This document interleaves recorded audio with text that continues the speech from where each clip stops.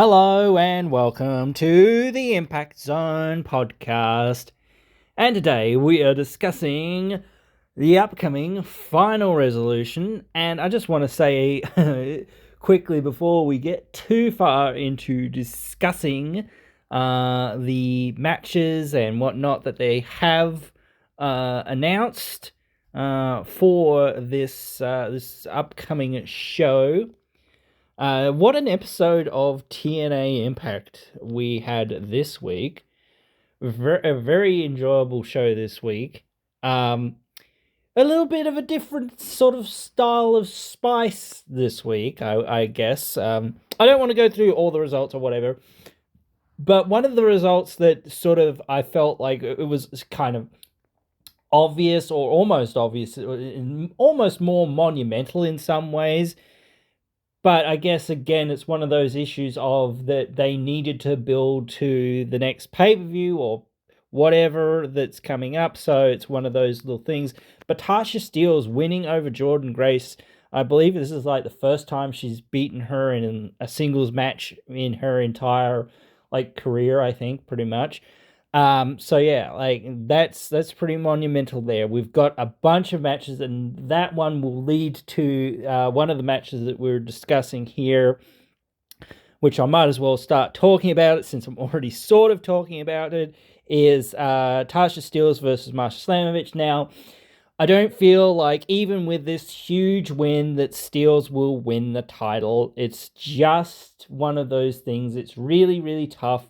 Even with this big win, if it was built up a lot more, then you could start to say, okay, all right, we can see that this is, somebody. And I get it, again, that it is one of those things where they didn't quite have the time or whatever it was or whatnot, or the planning or whatever it was. Again, I'm not going to go into every detail.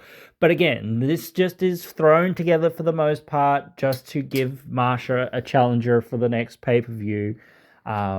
Or whatnot. So, and they've built her up a little bit, and perhaps they'll build her up a little bit more next week or whatever it is, but still, I feel like, without much more story, without a lot more behind it, it's just like, well, Masha's going to effectively just go straight through her onto the next thing, which is a bit of an issue because, again, it does feel like the division as a whole doesn't, as I say, keep saying this, the tag team division really takes away too much from, the singles division, and the singles division takes too much away from the tag team division a lot of the time. So apart from a few tag team wrestlers or whatever, she doesn't have many other challengers besides the people that are just not really ready for that position or people that are injured. So it's just like a bad position to be in. Maybe they can find something else or someone else or whatever, but it's going to be much more of the same, much more predictable stuff. Unfortunately, it just feels like at this point.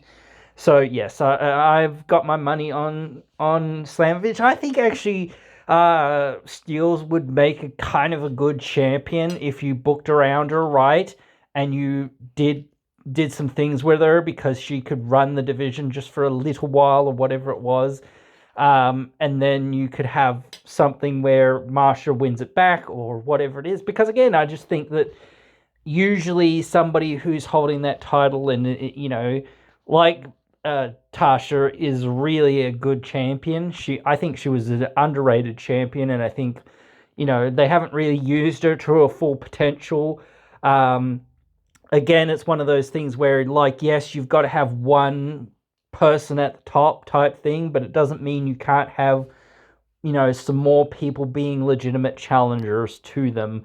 So, yeah, but, I don't know.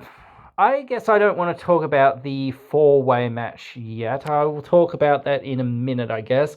As a result of the match that was on this week's episode between the System and the Hardys, the System and the Hardys are going to go up against each other, this time in a tables match.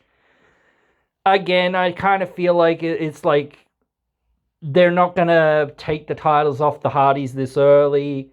So I just don't see the System winning this. I could almost even see the system breaking up at some point, or at least tossing Myers out or something of that effect. I can't, as I keep saying, I kind of want to see Moose and somebody, perhaps JDC or whoever, win the tag team titles and whatnot at some point. I don't know when that's going to happen. Maybe it'll happen in a few, in a few months or whatever it is, or whatever. Who knows? We'll wait and see. Yeah, but it just doesn't feel like there's much here. Perhaps, now, like, you start looking at, like, who's going to face the Hardys, and maybe we'll figure that out soon. But it's like, well, kind of like looking at Hammerstone and Jake something, because they just beat the Hardys in a 6-man tag recently. So they've got some momentum there a little bit, and that really hasn't been capitalized or talked about too much, but they can get back to that soon, or at least they should be. And if Hammerstone and something win against Callahan and PCO, then that could be a good stepping stone for them into the future. Now, they certainly won't win it right yet, but again, just having those credible teams to go up against is really, really important. Having story reasons for them to fight is another thing. Like, again, it's not like you can't have babyfaces versus babyfaces. They had Joe Hendry versus Nick Nemeth, but yes, Nick Nemeth did take a more of a sort of heelish role somewhat in that match or whatnot, at times and whatnot, but still, it's not impossible, but it's just one of those things that it's like, well, it's not a thing that has a lot of narrative to it, really, so it's hard to build around, or harder to build around. It's easier to build around somebody who everyone hates and somebody who everyone really likes. Actually, I caught something this week, but I'm going to talk about it in the Fatal 4-Way, I guess, in a minute. I did speak about Moose, so I'm going to talk about his match next against Kushida. Again, this is just another filler match, in my opinion. It'll be a good match, and I want to say again, this week's X Division match was absolutely amazing as well. But to me, this is another filler match for Moose to get another W and another defense.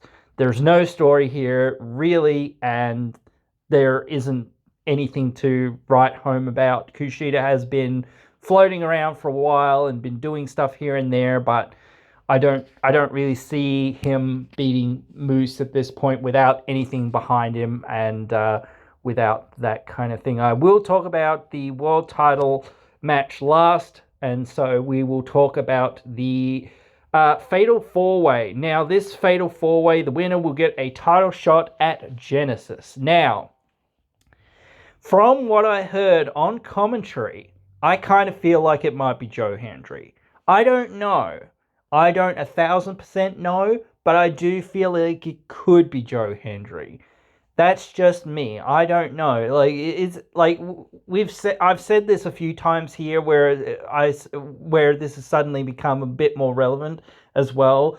That Josh Alexander is leaving soon, or it seems like he's leaving soon. Potentially, he's at least becoming a free agent. So he might work with TNA on a handshake agreement. We don't know. But yeah, it does feel like he'll be leaving fairly soon, even if he's working with on a handshake agreement.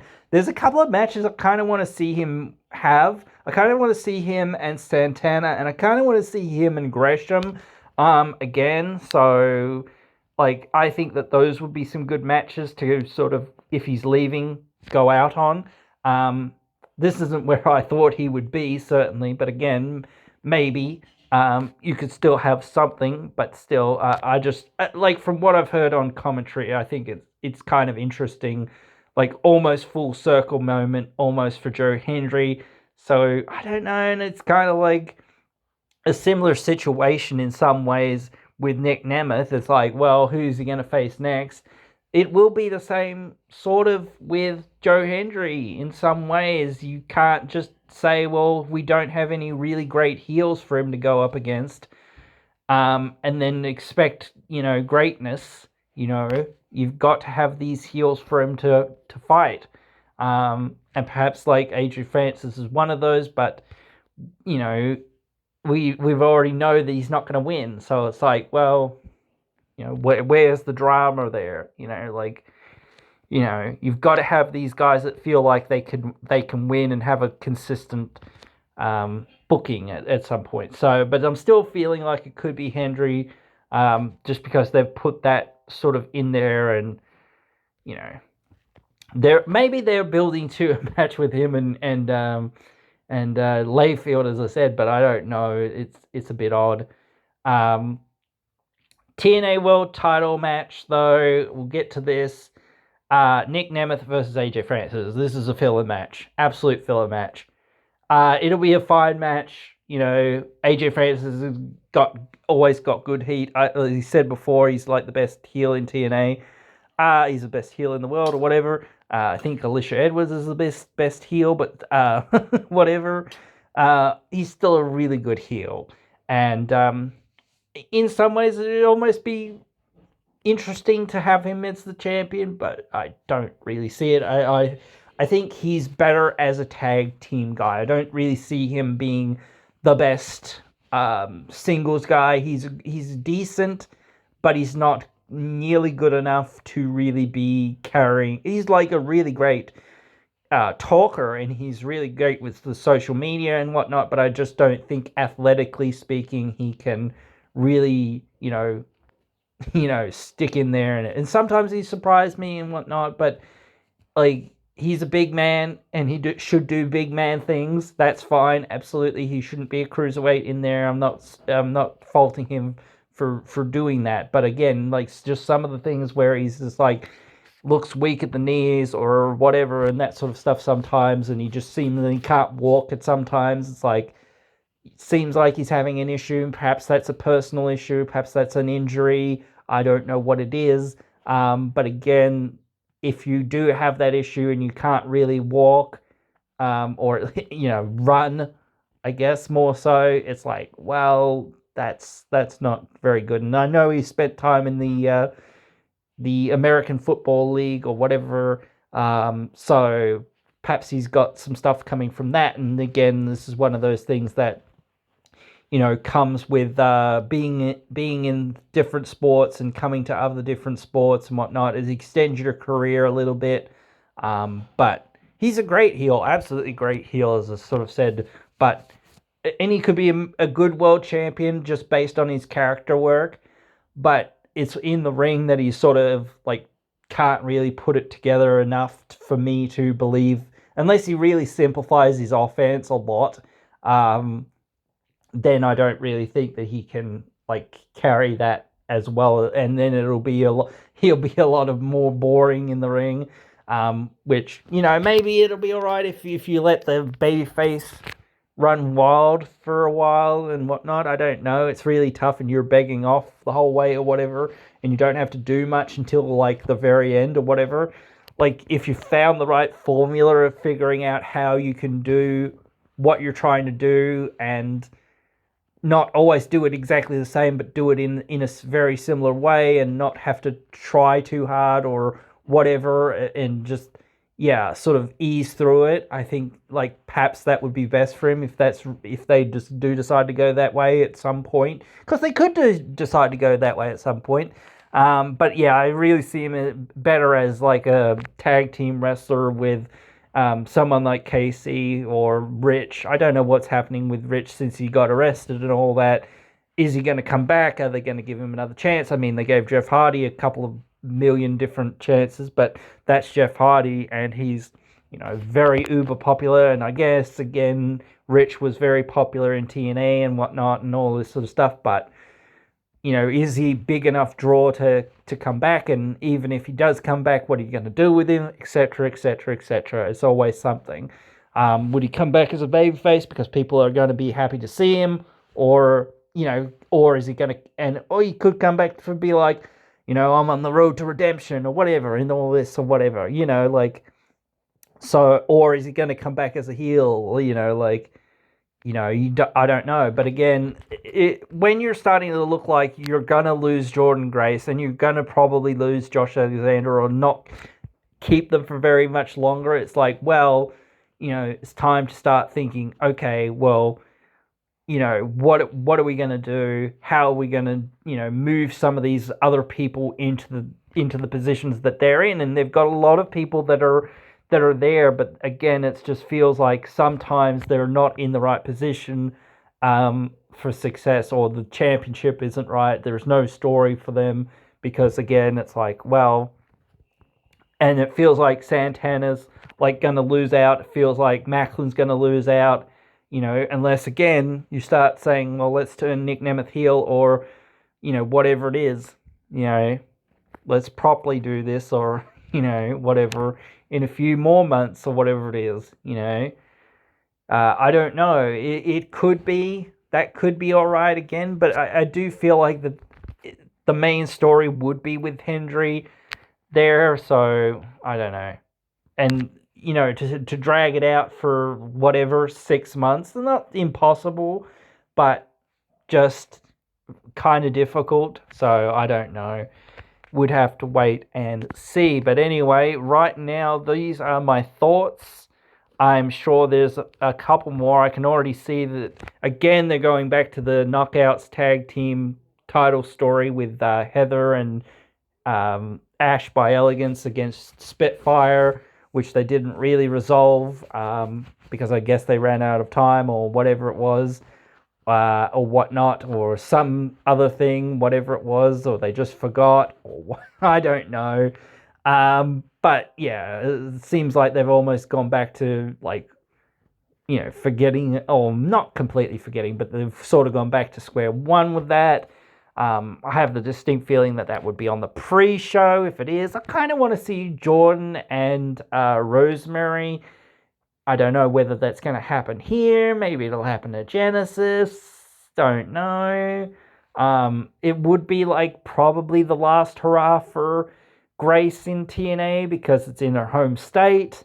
And I think, I think her contract is up in January or February, roughly the same time as Alexander. So, I think Genesis, it's early in the year. In comparison, so yeah, it's on the 19th, so that's still a little bit into the month. So you still got 10 days. I don't know, maybe you've got a full month. I don't know, and she is on the poster for that, so I don't know. And they just have, as we said, announced a bunch of dates, for these other events coming up. So, but we have a few tapings here and there after that. That are in March. And there's some in January after Genesis, I guess. So, but still, it's nothing there in February. So it's filling those gaps a little bit. We need to wait for Genesis, I guess. And Bound for Glory is obviously October, but we probably won't know exactly what's going on with that till Slammiversary. So but still, we've got to keep our eyes on things as they develop. We'll certainly be back next week, as I say, to probably cover more of the preview for Final Resolution, and then we'll be doing the fallout from Final Resolution to sort of start looking at Genesis, and then we'll be doing Genesis previews into that. And I think it is 1 or 2, at least 2 weeks at the end of the year, where they have just the best of shows. So I